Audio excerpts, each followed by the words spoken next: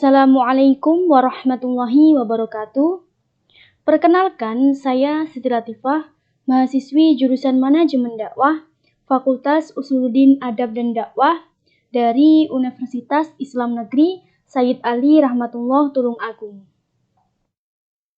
Pada kesempatan kali ini, saya akan memaparkan materi pada bab landasan serta keutamaan etika dakwah. Mata kuliah etika dakwah yang diampu oleh dosen Ibu Zulfa Ismawati MPD.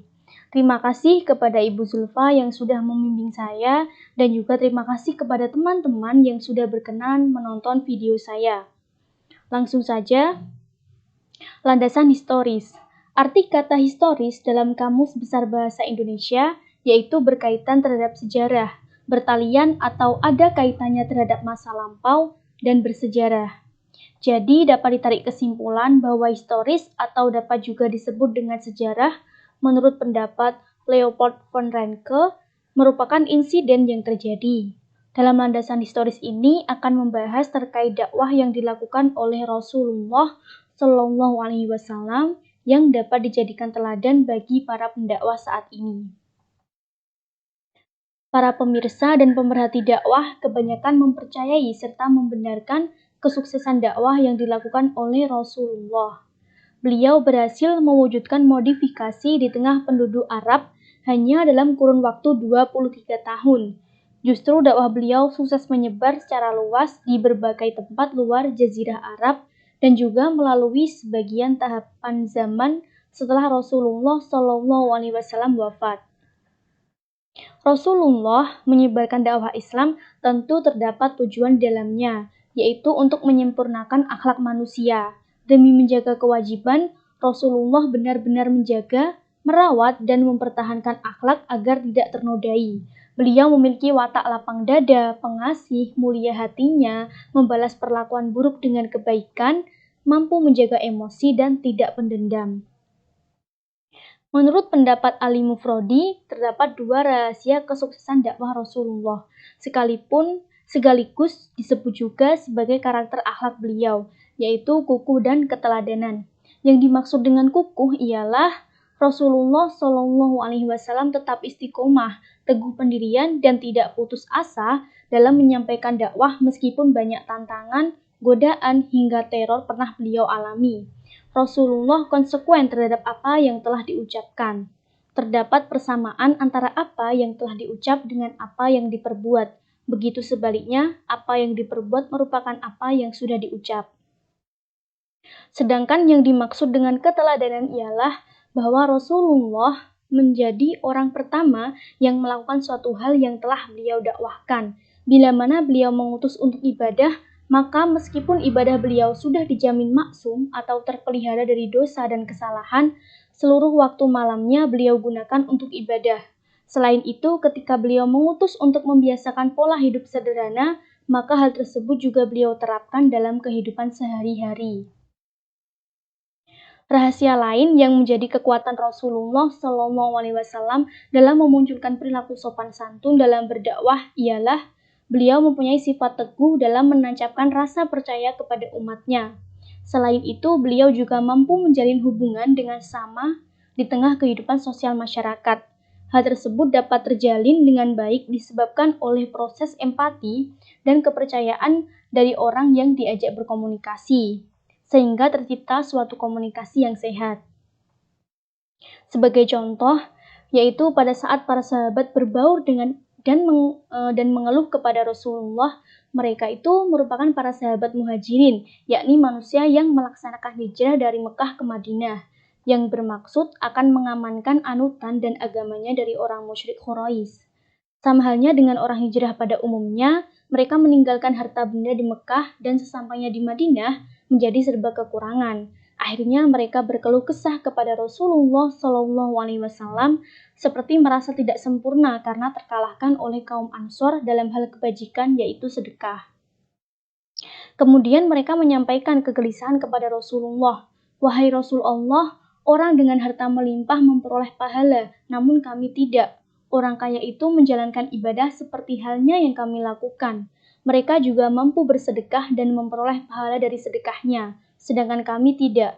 Lalu Rasulullah menyikapi keluhan mereka dengan bijaksana. Tidakkah di dalam diri kalian terdapat sesuatu yang diberikan Allah? Tasbihmu merupakan sedekah, tahmid dan tahlilmu pun juga sedekah. Kalian menjalankan apa yang diperintahkan Allah dan menjauhi larangan Allah juga termasuk sedekah. Apalagi berhubungan badan dengan istrimu juga sudah sedekah. Lalu sahabat menanyakan maksud dari jawaban Rasul, apakah benar berhubungan badan termasuk dalam sedekah? Rasul kembali menjawab, bagaimana menurutmu apabila seseorang menyampaikan hasratnya kepada orang yang bukan haknya, tidakkah itu dosa? Namun sebaliknya, apabila hasrat tersebut dilakukan kepada istri atau suami yang sah, maka akan bernilai sedekah. Hadis riwayat Muslim. Pada penjelasan yang lain, justru membersihkan duri di jalan dan menebarkan senyuman termasuk ke dalam sedekah. Dengan demikian, jawaban yang diberikan oleh Rasulullah di atas mampu membuat hati para sahabat tidak cemas dan takut. Dalam berdakwah, tentu tak lepas dari perlakuan buruk dari orang-orang yang tidak menyukai dakwah Rasulullah. Namun Rasulullah tidak membalas perlakuan buruk, malah beliau itu mampu mengendalikan amarahnya. Tentu sebagai manusia pada umumnya, beliau telah gusar, namun beliau mampu mengendalikannya. Kemarahan Rasulullah tidak mencapai bahaya pada orang lain, entah itu dalam hal perkataan maupun tindakan. Justru ketika Rasulullah marah, beliau akan mengalihkannya dengan amalan atau memberikan hadiah kepada orang yang membuat beliau marah. Bertautan terhadap akhlak Rasulullah, yaitu keteladanan, masih banyak contoh dari akhlak tersebut. Tak heran jika Allah menyebut dalam firman-Nya dalam Al-Quran surat Al-Ahzab ayat 21 menyebutkan bahwa Rasulullah SAW merupakan teladan yang baik dan patut untuk diikuti. Hal tersebut telah dibuktikan pada dakwah yang sudah dilakukan Rasulullah SAW, sama halnya dengan yang disampaikan oleh Abdurrahman Isa As-Salim, bahwa ketika berdakwah Rasulullah sangat peduli dan mengindahkan cara menyampaikan pesan dakwah. Pertama, gaya Rasulullah dalam menyikapi suatu kemungkaran. Apabila kemungkaran masih dapat disikapi dengan cara yang halus dan simpatik, maka Rasulullah SAW akan mengikuti hal tersebut. Namun sebaliknya, jika dilihat dari situasi dan kondisi dalam menyikapi kemungkaran harus dengan sikap yang tegas, maka Rasul juga akan mengikuti cara tersebut. Apabila harus dengan menunjukkan sikap marah demi membuat pelaku kemungkaran kembali pada jalan kebenaran, maka Rasul pun juga akan melakukannya. Kedua, ketika akan melaksanakan perintah Allah dan menjauhi larangan Allah, Rasul tentu akan menyesuaikan dengan situasi dan kondisi. Apabila anggapan beliau mengenai tindakan tersebut tidak memunculkan mudarat, maka akan segera dilakukan. Namun jika sebaliknya, apa yang akan dilakukan memunculkan mudarat, maka Rasul akan menahan diri untuk tidak melakukannya terlebih dahulu. Malah beliau akan melakukannya ketika waktu sudah tepat sehingga dapat diterima dengan baik oleh orang lain. Ketiga, ketika menyikapi suatu tindakan kesalahan, Rasulullah SAW tidak menunjukkan sikap kasar atau bahkan sampai mencaci maki orang yang berbuat kesalahan, melainkan beliau sabar menghadapi dan memberikan kesempatan agar ingin membenahi diri lebih baik lagi. Namun, jika semestinya beliau perlu menunjukkan rasa kesalnya, beliau tidak akan menunjuk langsung kepada yang melakukan kesalahan. Akan tetapi, beliau kembalikan kepada kaumnya untuk meminta pendapat terkait masalah yang sedang terjadi.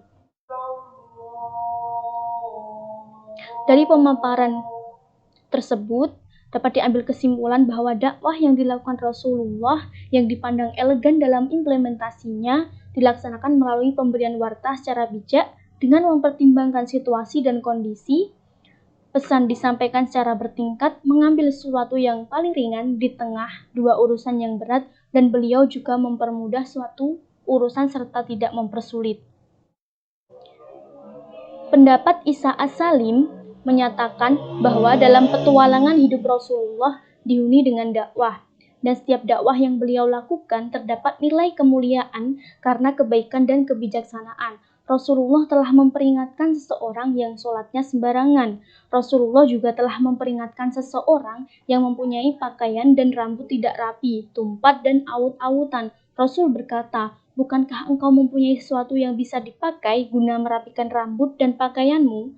Selain itu, Rasulullah juga telah memperingatkan orang yang melakukan kecurangan dalam berdagang. Sekian penjelasan materi dari saya. Mohon maaf bila ada salah katanya dan semoga bermanfaat. Terima kasih yang sudah menonton video ini. Wassalamualaikum warahmatullahi wabarakatuh.